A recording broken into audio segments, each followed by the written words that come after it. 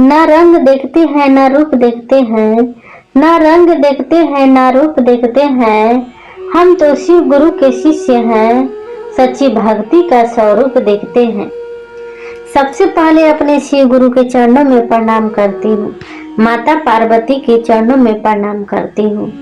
साहब श्री हरेंद्रानंद उनकी धर्मपत्नी नीलम दीदी अनंत के चरणों में प्रणाम करती हूँ। मेरा प्रणाम अपने अपने चरणों में स्वीकार करें। समस्त गुरु भाई बहनों के चरणों में प्रणाम करती हूँ। मेरा प्रणाम अपने अपने चरणों में स्वीकार करें। मैं एक छोटी सी कथा लेकर आई हूँ। मेरी कथा अच्छी लगी तो वीडियो को लाइक करें, चैनल को सब्सक्राइब करें, कमेंट बॉक्स में हर हर महादेव लिखें। महादेव के नाम लिखने से, बोलने से घर में जो भी संकट विपदा आती वो टल जाती। इसीलिए महादेव का नाम लिखना चाहिए, बोलना चाहिए। चलती हूँ छोटी सी कथा की ओर। एक समय की बात है। एक गांव में एक पति और पत्नी रहते थे। पत्नी की नाम सावित्री थी, पति का नाम सूरज था। इनके 3 बेटियां थी। सूरज बहुत धार्मिक विचार का, बहुत भोला भाला था। वो सेठ के खेतों में काम करता, बहुत मेहनती था। अपने परिवार को खुश रखने के लिए, बेटियों को खुश रखने के लिए रात दिन मेहनत करता। अपना शरीर नहीं देखता कि मेरा शरीर कमजोर होते जा रहा है, मगर अपने पत्नी की, अपनी बेटियों को खुश रखने के लिए रात दिन मेहनत करता। एक दिन सूरज सेठ के खेतों में काम कर रहा था। वहीं पर चक्कर आकर गिर गया। चक्कर की वजह से उसको मृत्यु हो गया। जब उसकी पत्नी को पता चला, बहुत रो रही थी, बहुत तड़पने लगी, रोने लगी, कहने लगी मेरी तो दुनिया ही उजड़ गई। सावित्री तो खुद को संभाली और छोटा मोटा काम करने लगी, रेड़े पे सब्जी बेचने लगी, अपना घर चलाने के लिए, बेटियों को खुश रखने के लिए। सब्जी बेचती, जो पैसा मिलता घर का खर्चा चलाती। बड़ी बेटी जो थी उसकी नाम सोनी थी, बीच वाली को रानी और छोटी वाली को पूजा नाम थी। सोनी बहुत धार्मिक थी, दया भाव की थी। अपनी माँ को दुख देकर अपना दुख समझने लगती थी। माँ को दुख दर्द उसे देखा नहीं जाता। जो रानी और पूजा थी, वो माँ दुख में हो चाहे तकलीफ में, कोई फर्क नहीं पड़ता। बस माँ के आगे एक एक चीज फरमाइश करते रहती थी। माँ ये ला कर देना, माँ वो ला कर देना। बेटी ये नहीं सोचती थी कि माँ कहाँ से लाएगी। कितना मेहनत करती थी तो बेचारी अपनी बेटियों को खिलाती थी, घर का खर्चा चलाती है। ये सब दोनों बेटी को दिखाई नहीं देता। जब सुबह होती माँ सब्जी बेचने के लिए जाती, गांव गांव में कहती सब्जी ले लो, सब्जी ले लो। उस दिन एक भी सब्जी नहीं बिकता। माँ वापस आती, एक भी सब्जी नहीं बिकता। माँ उदास आकर बैठ गई। तभी बड़ी बेटी देखी, माँ आप उदास क्यों बैठी हो? तभी माँ कहती बेटी आज एक भी सब्जी नहीं बिका। आज घर में कैसे रोटी बनाऊं, आटा भी नहीं है। कैसे रोटी बनाकर मैं अपने 3 बेटियों को खिलाऊं, कहां से लाऊं? तभी बड़ी बेटी कहती माँ चिंता मत करो, आज पानी पी के सो जाएंगे। तभी दोनों बेटी सुन लेती। तभी दोनों छोटी बेटी सुन लेती, कहने लगी मैं तो पानी पी के नहीं सोऊंगी, मुझे तो खाना चाहिए, चाहिए मुझे खाना चाहिए। एकदम रटने लगी और माँ से खाना मांगने लगी। तभी बड़ी बेटी कहती अपनी बहन से तुम लोग कैसी हो? माँ को दर्द दुख नहीं देखा जाता। आज माँ सब्जी बेचने के लिए लेकर गई थी, नहीं बिका। माँ कहाँ से लाएगी, चोरी करके लाएगी। तभी दोनों बेटियां कहती, हाँ माँ चोरी करके लाएगी। माँ तो अपनी बेटियों को खुश रखने के लिए माँ तो कुछ भी करती है। इतना बात बोली, बड़ी वाली बेटी अपनी दोनों बहन को थप्पड़ लगा दी। तभी माँ कहती, बेटी तुम मत मारो इसे ज्ञान नहीं है, छोटी है, जब बड़ी हो जाएगी तो ज्ञान हो जाएगा। तभी बड़ी बेटी कहती, माँ अब कब ज्ञान हो गया, इतना बड़ी हो गई, मेरे से 2 साल ही छोटी है, अब ज्ञान नहीं आएगी माँ तो कब आएगी। माँ कहती, बेटी आ जाएगी, अभी छोटी है, नादान है। जब सुबह होती फिर माँ सब्जी बेचने के लिए जाती। वो दिन भी सब्जी नहीं बिकता। माँ उदास होकर खड़ी थी कि आज अपनी बेटियों के लिए सोची थी कि कुछ न कुछ लेकर जाऊंगी, सब्जी बिकेगा। तो आज तो सब्जी बिल्कुल नहीं बिका, एक रोटी भी नहीं खिला पाऊंगी आज। तभी देख रही है एक अमीर औरत बहुत सारे खाना लेकर गाय को खिलाने जा रही थी। तभी देख रही है कि एक अमीर औरत गाय को खाना खिलाने जा रही है। वो दौड़ते दौड़ते गई और कहने लगी, बहन ये खाना मत खिलाओ, ये खाना मुझे दे दो, मैं भीख मांगने वाली नहीं हूँ।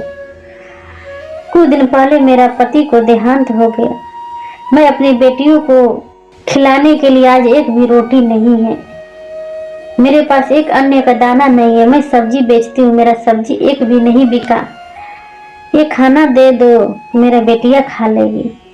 उस औरत ने सावित्री को खाना पकड़ा दी और कहने लगी, देख आज मेरे घर में पार्टी थी, आज बहुत जूठे बर्तन पड़ा है और घर में कचड़े पड़ा है, और साफ कर दो और जूठे बर्तन धो दो, उसके बदले में कुछ पैसे दे दूंगी। सावित्री जाके उसके घर में कचड़े साफ की और जूठा बर्तन साफ की, उसके बदले उस औरत ने पैसे दी। पैसे ले जाकर बाजार से दाल चावल आटा ली और अपनी बेटियों के लिए पिज्जा बर्गर ले आई। जब घर लेकर जाती है तो बेटी को बुलाती है, बीच वाली और छोटी वाली आती है तो देखकर बहुत खुश होती है कि मेरी माँ पिज्जा बर्गर लाई है। बड़ी वाली बेटी देख रही है तो बहुत गुस्सा कर रही है, देखो कैसे खा रही हो, माँ के दर्द नहीं दिखाई देता है, लोग का पता नहीं कैसी है। तभी माँ कहती अपनी बड़ी बेटी से, बेटी तुम भी खा लो। बड़ी बेटी भी खाई और माँ खाना बनाकर और 3 बेटियों को खिलाई और सो गई। जब सुबह हुआ माँ सब्जी बेचने जाने लगी, तभी रास्ते में बहुत बड़ा पत्थर था, उस पत्थर से टकरा गई और सर में चोट भी आ गई। उसी रास्ते से लोग गुजर रहे थे, सावित्री को देखे तो उठाकर उसके घर ले आकर छोड़े। जब बड़ी बेटी देखी तो कहने लगी, माँ ये कैसी हो गया। माँ कहती, बेटी मैं एक पत्थर से टकरा गई थी, इसीलिए मुझे चोट लग गई। तभी कहती, माँ कल से तुम काम करने नहीं जाएगी, मैं शहर में काम ढूंढने जाऊंगी, ये दोनों भी जाएगी। बैठे बैठे खाती है ना तो पता नहीं चलता है कि माँ कहाँ से ला कर देती है।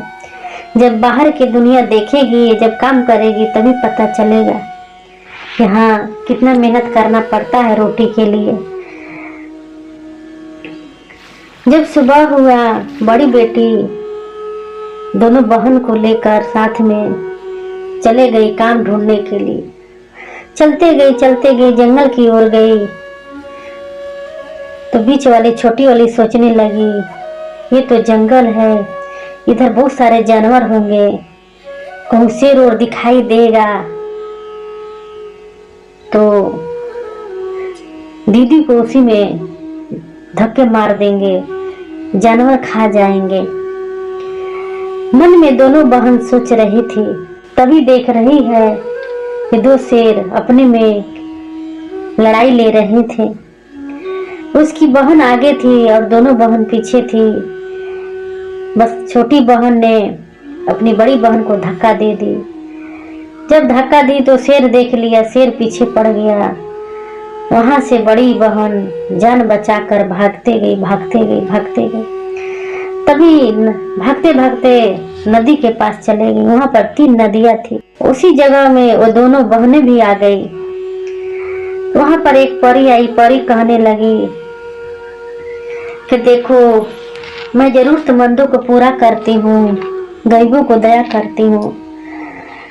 देखो 3 नदी है, एक नदी में सोना चांदी भरा है, एक नदी में मोती भरा है, एक नदी में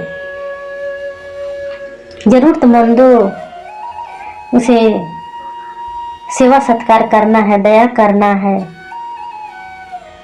उन पर सेवा भाव करना है। जरूरतमंदों एक नदी में भरे हुए हैं। 3 नदी है। शुरू वाले नदी में सोना चांदी है, बीच वाले नदी में हीरा मोती है और लास्ट वाले नदी में, तीसरे नदी में गरीब लोग हैं। तभी बीच वाली कहती है, हमें तो सोना चांदी चाहिए, सोना चांदी मिलेगी तो उसे खाएंगे, पिएंगे, ओढ़ेंगे, पहनेंगे।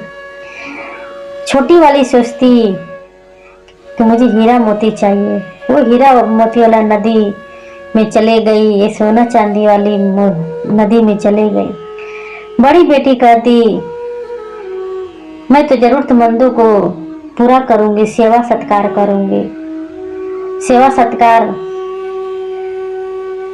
करूंगी तो भगवान अपने चरणों में जगह देंगे, हम पर दया करेंगे। कर्म ही साथ जाता है, जो हम दूसरे को मदद करते वही साथ जाएगा, सोना चांदी तो साथ नहीं जाएगा। वो तीसरी नदी में चले गए। तीसरी नदी में जाकर लोगों को बहुत सेवा की। गरीब बहुत भरे पड़े थे, कोढ़, लंगड़, अंधा। ये नाव में भर भर के सोना चांदी भर ली नाव पर, ये हीरा मोती भर ली। उसके वजह से नाव डूब गया और दोनों मर गई। जब बड़ी बहन वापिस आती है नदी से तो परी से कहती है, मैं तो बहुत सेवा सत्कार किए, अभी बताओ वो दोनों मेरी बहन कहाँ है। तभी परी कहती, तेरी दोनों बहन मर गई। तेरी बहन लालची थी, तेरी बहन ऐसी थी, यहाँ तक तेरा भी जान लेना चाहती थी, फिर भी अपनी बहन को खोज रही है, ढूंढ रही है। तेरी माँ को इज्जत नहीं करती है, वो तेरी बहन मर गई तो क्या हुआ। ऐसे इंसान को मर जाना ही अच्छा है कि दुख दर्द किसी को नहीं समझती है। तभी कहती बड़ी बहन, नहीं परी, जैसी भी है मेरी बहन है, मैं कैसे छोड़ सकती हूँ, अभी वो नादान है। जो भी की मानती हूँ गलत है, मगर है तो मेरी बहन। तभी परी कहती, तू कितनी अच्छी है रे, तू कितनी भोली है। तेरी बहन तुझे शेर के आगे धक्का दी तो तुझे जान लेना चाहती थी। तेरी माँ की इज्जत भाव नहीं करती, फिर भी अपनी बहन को बचाना चाहती है। तभी बड़ी बहन कहती, परी, मैं थोड़ी सी अगर मैं अच्छी काम की हूँ, अगर जरूरतमंदों को मैं सेवा की हूँ तो मेरी बहन को लौटा दो। परी ने छड़ी घुमाई और दोनों बहन को लौटा दी। परी बड़ी बहन को बहुत सारे हीरा मोती सोना चांदी दिए। वो अपने सोना चांदी हीरा मोती लेकर अपने घर चले गई। घर गई तो माँ को दी। माँ देखकर बहुत खुश हुई और दोनों बहनों अपनी माँ के पैर पे गिर गई। बड़ी वाली और छोटी वाली अपनी बहन के पैर पे गिर गई तो बहन मुझे क्षमा कर दो, मुझे कोई ज्ञान नहीं था, मुझे ज्ञान हो गया। मैं तुझे जान लेना चाहती थी, माँ को हमेशा सताते रहती थी, कभी दर्द दुख नहीं समझती थी, फिर भी तुम बचाई, मुझे क्षमा कर देना। बड़ी बहन छोटी बहन को गले से लगा ली, दोनों को गले से लगा ली और खुशी खुशी रहने लगे। देखो जीवन खुशी खुशी बिताने लगे। देखिए जो अच्छा करता है अच्छे के साथ हमेशा अच्छा ही होता है। हम अच्छा करते हैं हमेशा अच्छा ही होता है, इसीलिए कभी गलत नहीं करना चाहिए, किसी के साथ बुरा व्यवहार नहीं करना चाहिए, किसी को दुख को अपना दुख समझना चाहिए, किसी को सुख अपना सुख समझना चाहिए, किसी को दुख देकर अपना दुख समझना चाहिए, किसी को देखकर जलना नहीं चाहिए। इसीलिए हमेशा अच्छाई करें कि हर जन्म में आने वाले जन्मों तक हमेशा अच्छाई का फल प्रदान होके। तो आइए भगवान शिव को अपना गुरु बनाए, अपना जीवन धन्य बनाए, अपना जीवन सफल बनाए। आइए भगवान शिव को अपना गुरु बनाए, अपने गुरु के जीवन में उतारे और मन में उतारे, उनके चरणों में लगे रहे और जगे रहे। मैं अपनी कथा यही से समाप्त करती हूँ। मेरी कथा अच्छी लगी तो वीडियो को लाइक करें, चैनल को सब्सक्राइब करें। फिर मिलूंगे अगले वीडियो में। नमः शिवाय, नमः शिवाय, नमः शिवाय।